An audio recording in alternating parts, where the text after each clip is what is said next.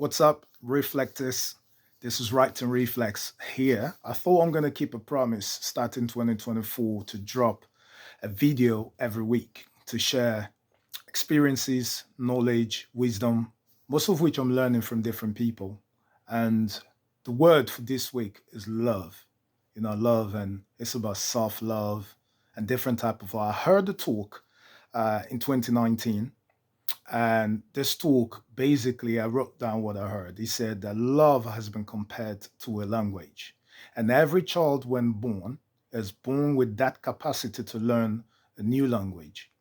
His brain is hardwired to learn a language. It is something that makes us humans uniquely human. And in a similar way, because God created us in his image, for those who believe, he gave us, each one of us, the capacity, the inclination to show love.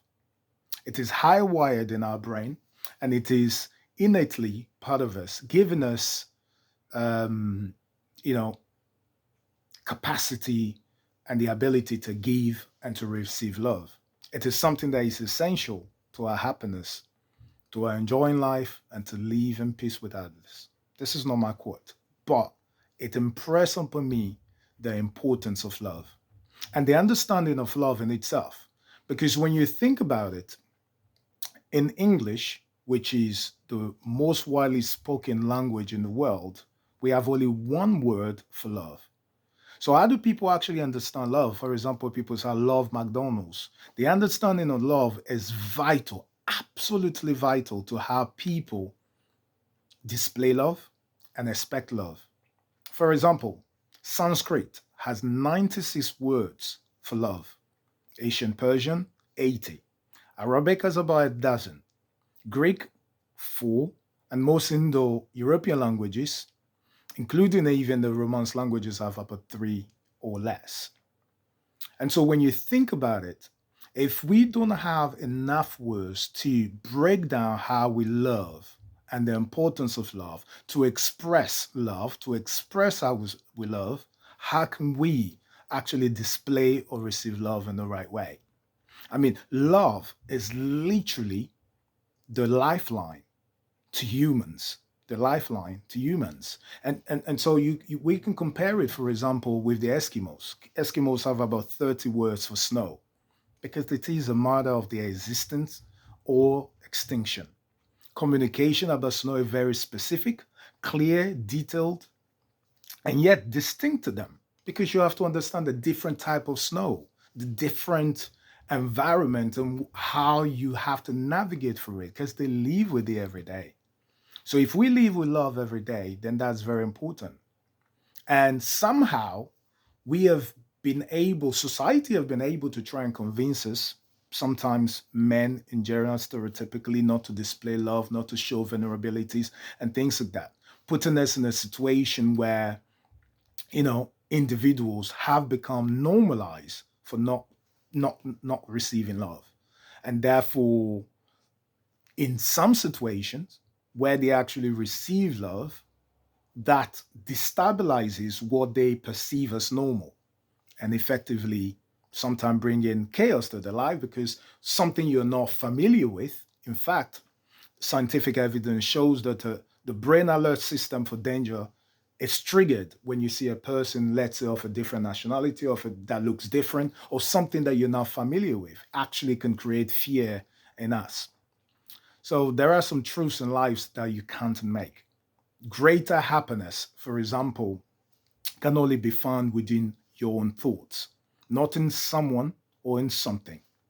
So often people might blame God, the government, educators, parents, relationships, or what have you, and never hold themselves.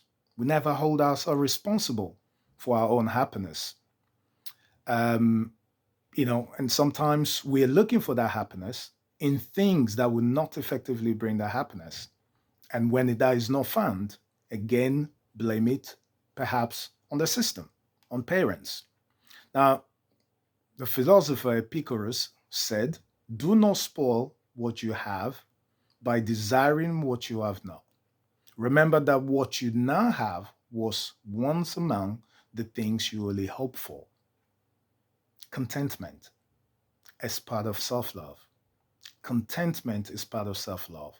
Knowing that where you are, it's perhaps the best condition that you can turn around to make it happen.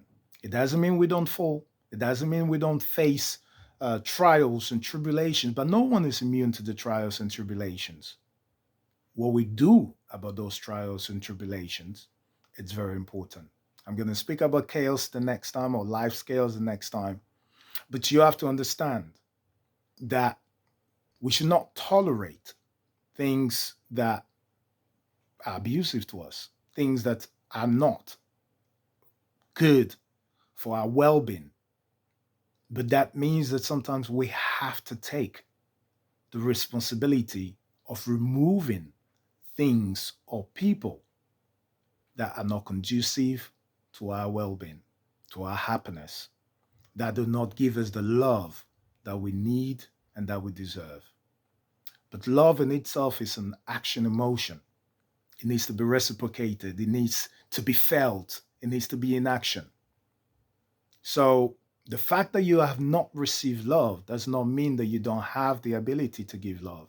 Because, like a language, we all have the ability to learn that language, even when we are young.